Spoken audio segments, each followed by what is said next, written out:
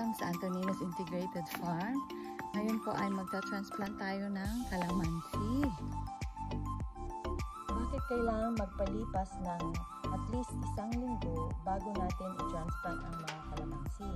Dahil po ang ating mga kalamansi ay na-stress sa biyahe, kailangan po natin silang ipahinga upang masanay na rin po sila sa bagong klima at bagong lugar.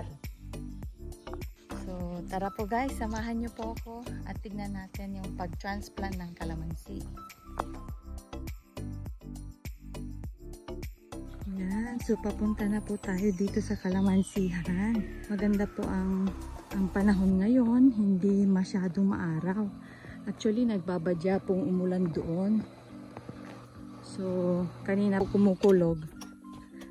Sana po umulan nga para may libre po kaming dilig. So, sasaglit lang po muna tayo at tingnan ang tinatanim nila, ang kalamansi. So, yung pong mga spaces na mga namatay na kalamansi natin, papalitan na po natin yan. So, ito po yung mga XL na mga halaman natin na kalamansi. Grafted po yung mga yan. So, tignan nyo, mapapansin nyo po, may mga bulaklak na sila. At saka po yung iba, may bunga na. So, ito ganito. Ganun po talaga pag grafted. Ito po. Ayan. Ito po yung kalamansi natin. Pakita ko po sa inyo. Hitik na hitik sa bunga. Ayan po. Ito. Ayan. So, ito po yung iba. Mapapansin nyo, ito yung XL na kalamansi natin. Pamalit.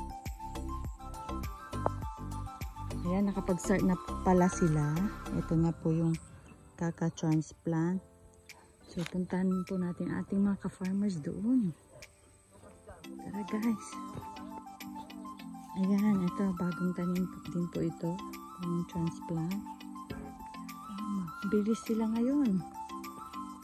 Tsaka ito po, isa.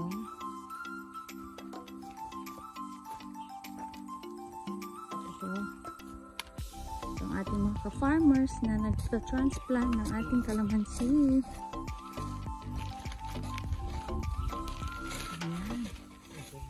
So, may nilalagay kayong, ano yung nilalagay niyo, Bong? Ipa. Ipa.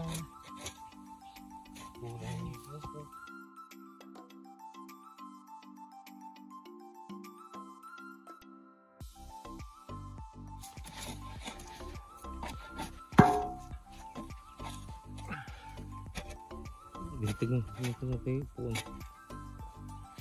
Ayun, dito mo.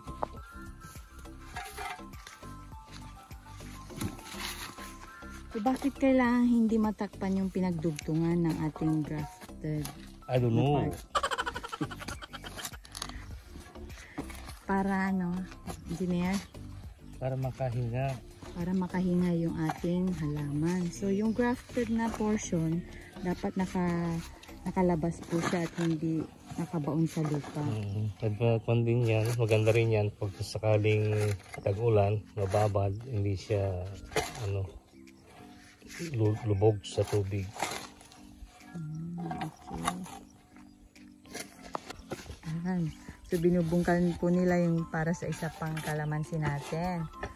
So, ilan bong ang distance na mini-maintain natin sa kalamansi natin? 3 by 3. Oh, 3 by 3. Okay.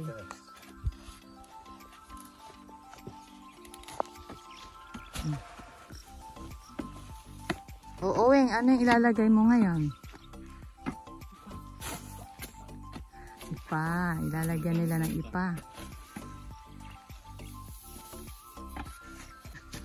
Anong gamit ng ipa? Bakit natin nilalagyan ng ipa? Kasi yung lupa natin dito, clay type siya. So, kung magkaroon ng ipa, magkaroon ng parang maluluson yung lupa para madaling kumalat ng ulan. Siyempre, at the same time, pag nabulok yung ipa, magiging organic fertilizer na rin siya. So guys, maganda palang maglagay ng ipa. Especially pag clay ang ating lupa. Mas maganda kung may pabaon na tayo ng manok. Kaso sa lugar natin, hirap kumanap.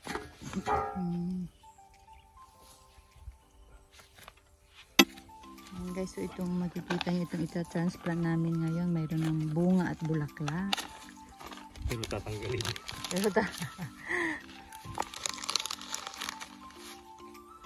So bakit po natin kailangan tanggalin?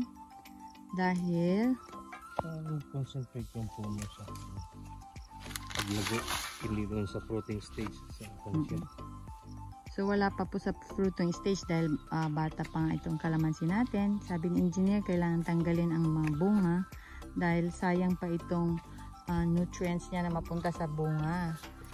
So instead, para sa pagpapayabong, pagpapalaki ng ating kalamansi, ng puno ng kalamansi. So ito guys, yung isang patay na nansi. Dry na dry talaga siya. Papalitan po natin siya ng grafted XL na size. So mamaya isusunod po nila yan na itatanim. So ayan, bale total of 150 na kalamansi seedlings po yung nabili natin from our friend in Santa Barbara, yung isa pong nursery doon. Pagkatapos po natin mag-transplant ay diligan po ang mga bagong tanim na kalamansi. Yan guys, sana may natutunan po kayo sa ating video ngayong araw na to. Thanks for watching guys. God bless everyone. Bye!